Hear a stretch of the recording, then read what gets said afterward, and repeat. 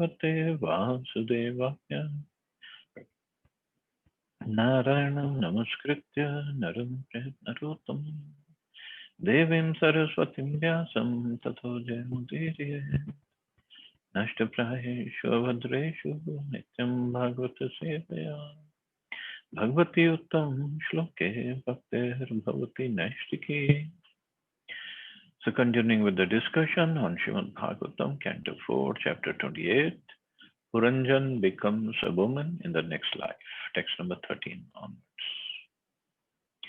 Yavanoparuddhaya tanugrastayam kalkanyaya Puryam prajvara samsrishtaha purpalo anvatapyatah. The city superintendent of police, the serpent, saw that the citizens were being attacked by Kalkanya, and he became very aggrieved to see his own residence set ablaze after being attacked by the Yavans. The living entity is covered by two different types of bodies, the gross body and the subtle body. At death, we can see that the gross body is finished, but actually, the living entity is carried by the subtle body to another gross body. The so-called scientists of modern age cannot see how the subtle body is working in carrying the soul from one body to another. This subtle body has been figuratively described as a serpent, or the city's police superintendent. When there is fire everywhere, the police superintendent cannot escape either. When there is security and an absence of fire in the city, the Supreme Police Superintendent can impose his authority upon the citizens. But when there is an all-out attack on the city, he is rendered useless.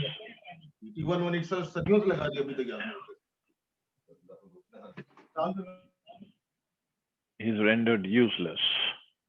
As the life air was ready to leave the gross body, the subtle body also began to experience pain. So Kalkanya means the old age, Prajvar means the high fever. So high fever, it was so high, the city was burning, means the body is burning.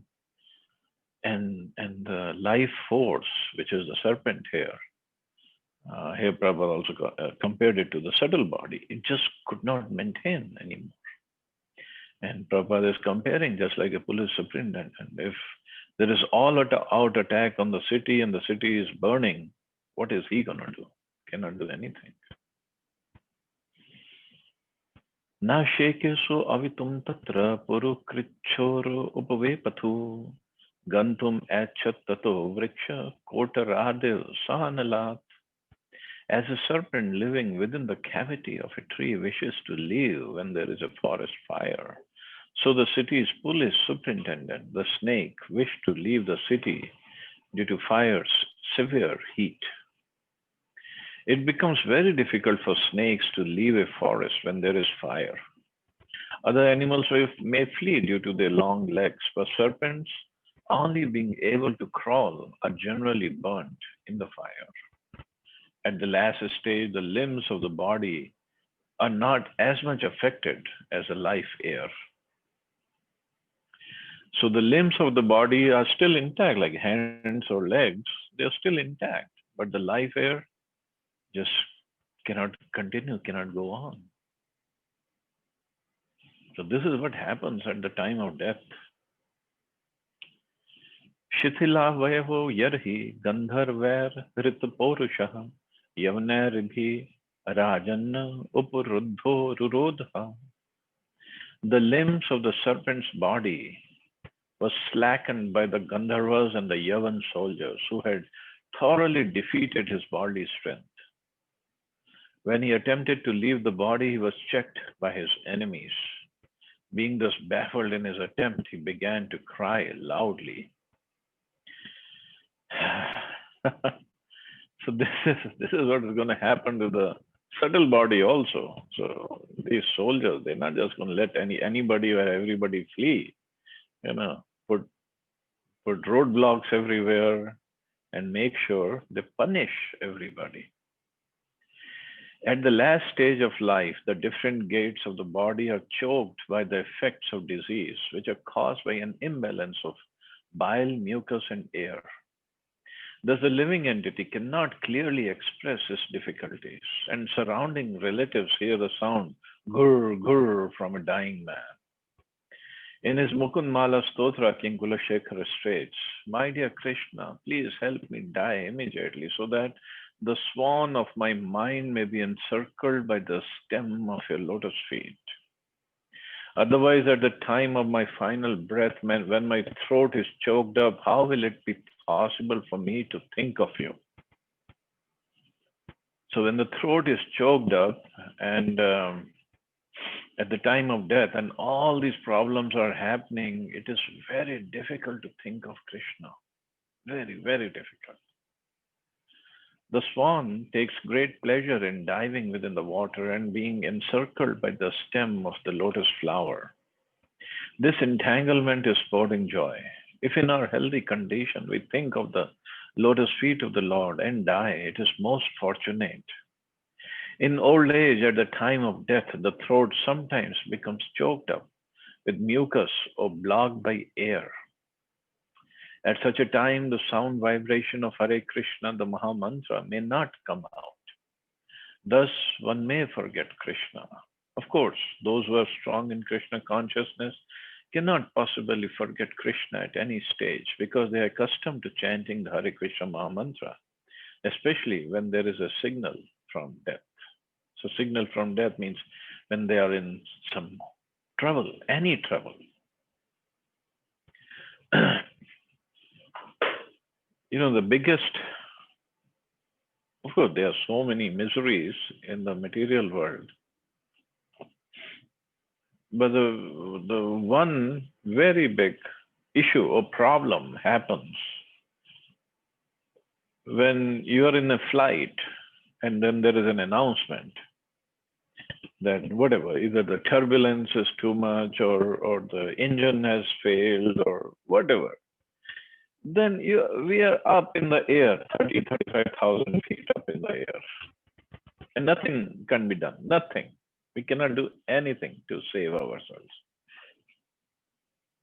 And that is a time, best chanting happens at that time because there is nothing else that can be done.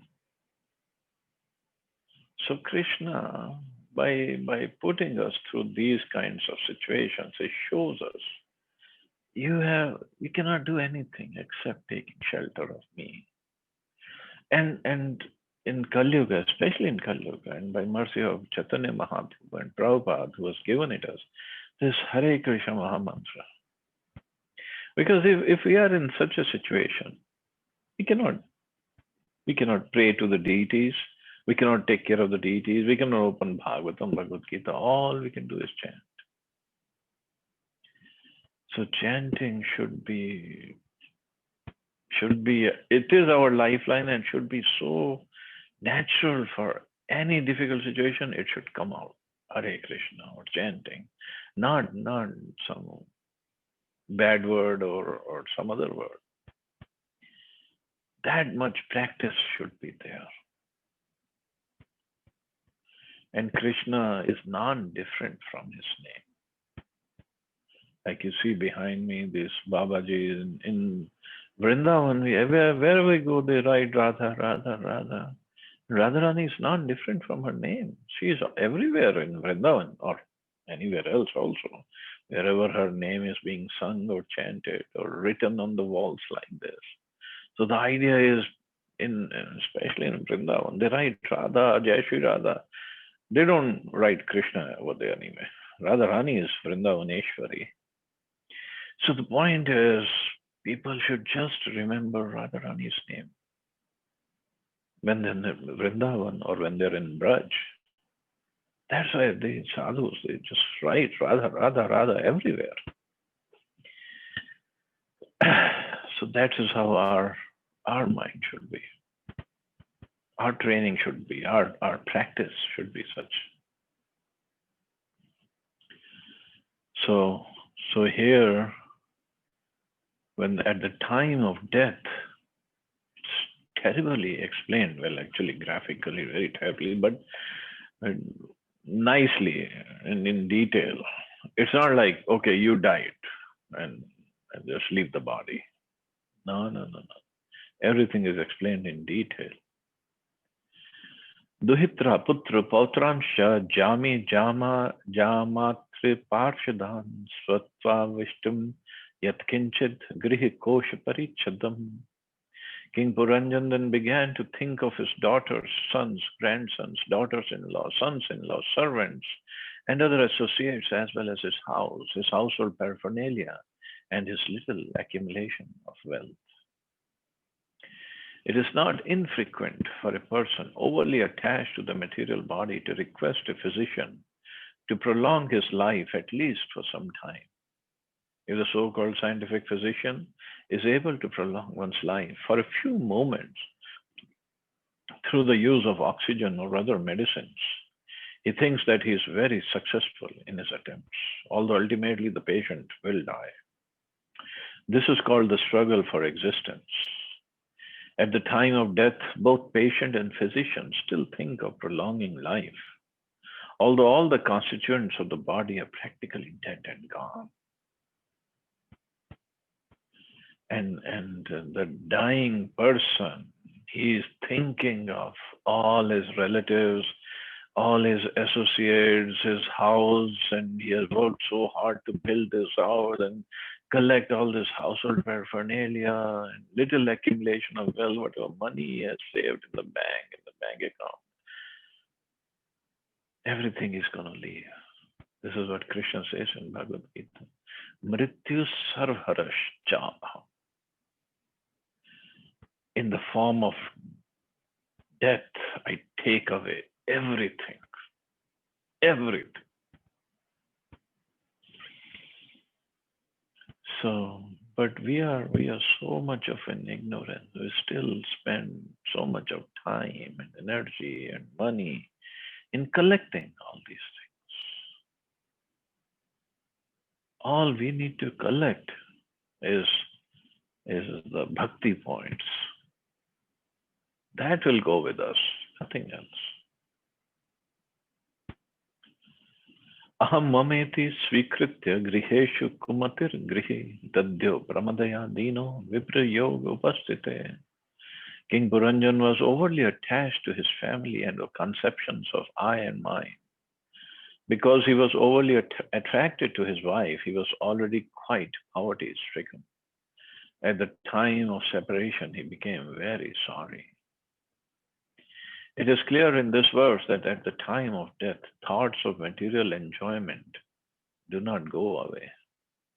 This indicates that the living entity, the soul, is carried by the subtle body of mind, intelligence, and ego. Due to false ego, the living entity still wants to enjoy the material world. And for want of material enjoyment, he becomes sorry or sad. He still makes intellectual plans to further his existence. And therefore, although he gives up the gross body, he is carried by the subtle body to another gross body. So because he still, so much of attachment is there with the material body and the byproducts of this body. So he gets another material body. The transmigration of the subtle body is never visible to material eyes. Therefore, when one gives up the gross body, we think that he is finished. Plans for material enjoyment are made by the subtle body, and the gross body is instrument for enjoying these plans. Thus, the gross body can be compared to the wife, for the wife is the agent for all kinds of sense gratification. Because of long association with the gross body, the living entity becomes very sad to be separated from it. The mental activity of the living entity obliges him to accept another gross body and continue his material existence. And this is what goes on and on and on and on. And we get so attached to this gross body, even though we know we are not this body. But we want to give all kinds of comforts, all kinds of respect, And we work on getting all kinds of respect for this gross body only. And the respect or the comfort or the power or position or lots of money and property or this or that. Basically, it gives comfort to the gross body and the satisfaction to the mind. That's all. And we are just happy in that. And for just that much, we are spending time, we are fighting with each other, we are fighting with so many people, we're doing cheating people, we're working hard, and we are going to college and working 12, 14, 16 hours a day. And what? Something we're going to leave.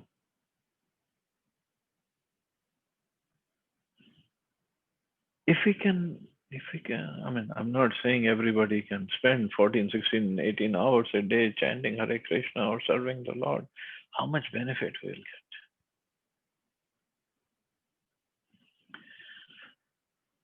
get. So for that, taste has to be developed. So for that taste, we have to work, take baby steps, but with determination, with dedication. Otherwise, everything is we're just going to live here. And if the material mentality, consciousness is there, we're just going to take another gross body. The Sanskrit word stri means expansion. Through the wife, one expands his various objects of attraction, sons, daughters, grandsons, and so on. Attachment to family members becomes very prominent at the time of death. One often sees that just before leaving his body, a man may call for his beloved son to give him charge of his wife and other paraphernalia. He may say, "My dear boy, I'm being forced to leave. Please take charge of the family affairs." He speaks in this way, not even knowing his own destination.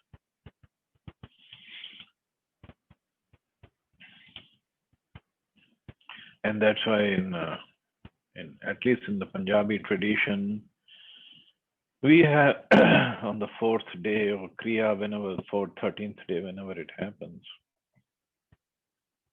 So we have the pagdi ceremony.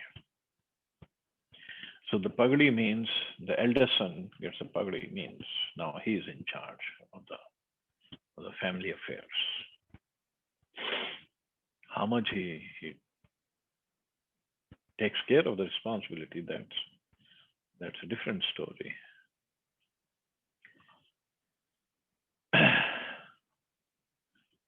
And that's why the government has to come up with different laws that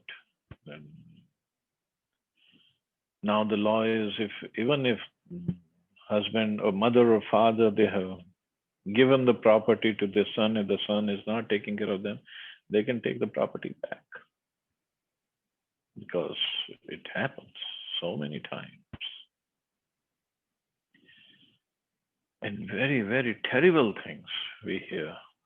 Especially one story in Gurgaon. It happened in Gurgaon. I read it on the net, and then one Mataji from my class, she said, this happened to one of her neighbors. So the father had died, and the son was settled in America. So mother was alone in the house, and it was a big house in Gurgaon. So son went back, sold the house, got all the money, transferred to his account, and took the mother to the airport to bring her back, to bring her to America with him.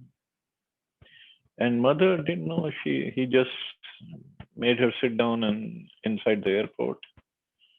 And he said, "Okay, let me do all the paperwork." And the son just took off.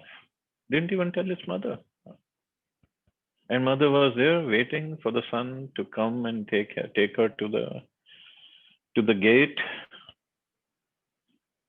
through the security, and she was sitting for hours and hours. And then some guys, they noticed, Mataji, what happened? She said, "I'm waiting for my son and we have this flight." And they said, "The flight has already left."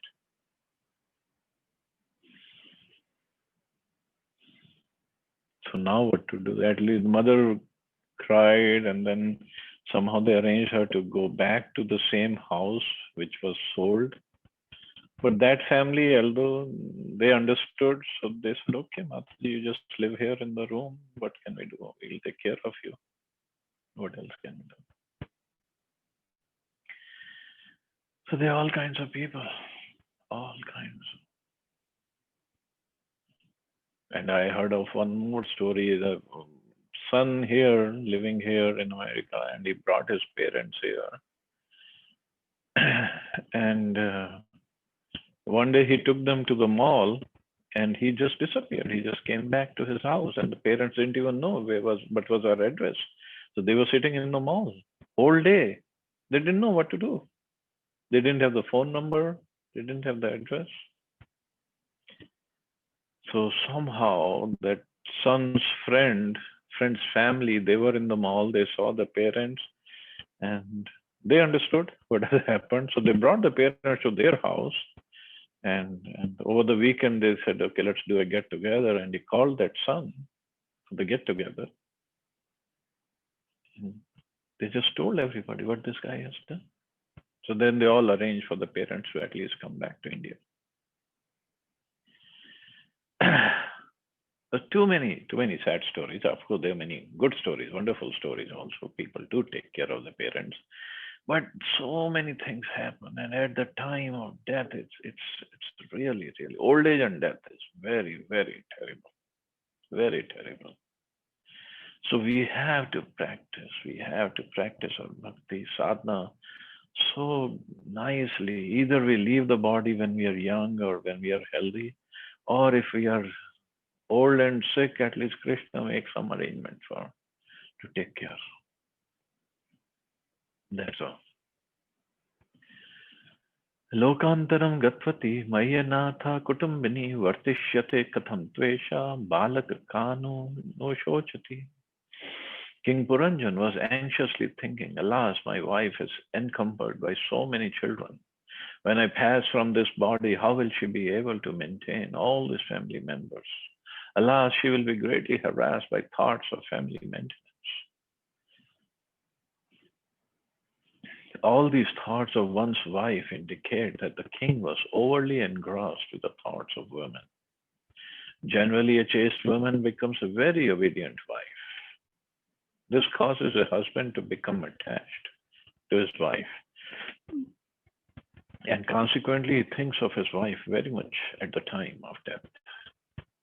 This is a very dangerous situation, as is evident from the life of King Puranjan.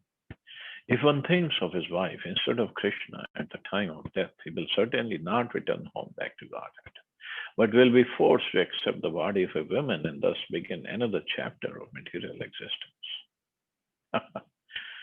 So, Prabhupada had a nice way of putting things. When it's generally a chaste woman becomes a very obedient wife, and then it's a problem because husband gets attached. And if it is not a very obedient wife, and if she is always fighting, then also it's a problem throughout the life.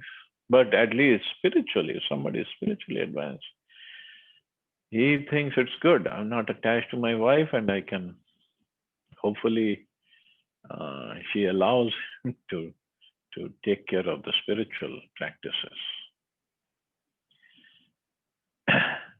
So both ways, it's a problem. So this is material world. It's just big problem. That's all it is. And the same thing goes the other way around also. If wife gets too attached to the husband, then she gets a male body instead of getting a spiritual body.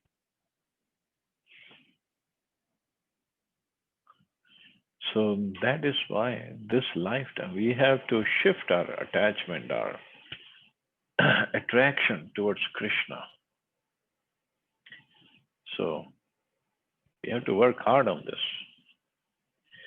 Na maye nashite bhunkte nasnato snati matpara mayi rushte susanstrasta bharstiste yat vag bhayat. King Puranjan then began to think of his past dealings with his wife. He recalled that his wife would not take her dinner until he had finished this, that she would not take her bath until he had finished his, and that she was always very much attached to him, and so much so that he would sometimes become angry and chastise her. She would simply remain silent and tolerate his misbehavior. A wife is always supposed to be submissive to her husband. Submission, mild behavior, and subservience are qualities in a wife which make a husband very thoughtful of her. For family life, it is very good for a husband to be attached to his wife, but it's not good for spiritual advancement. Thus, Krishna consciousness must be established in every home. Okay, now the next line is very important. If a husband and wife are very much attached to one another in Krishna consciousness, they will both benefit because Krishna is the center of their existence. Because in this case, then they both are serving each other, understanding that he or she is a devotee, a servant, an associate of Krishna. And together they are serving Krishna. And they raise the children in the service of Krishna. So that is a spiritual family. So that kind of attachment is okay. Otherwise, if the husband is too much attached to his wife, he becomes a woman in his next life. The woman being overly attached to her husband becomes a man in her next life.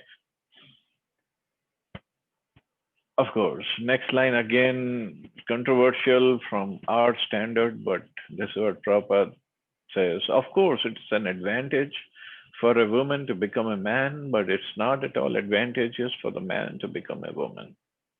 That's in the material life. Spiritually, it's an advantage to become a woman because they surrender easily to Krishna, and they can get easily attached to service of Krishna and the service of devotees. Men, however, take time. Okay, so we'll stop here. See anybody has any questions or comments?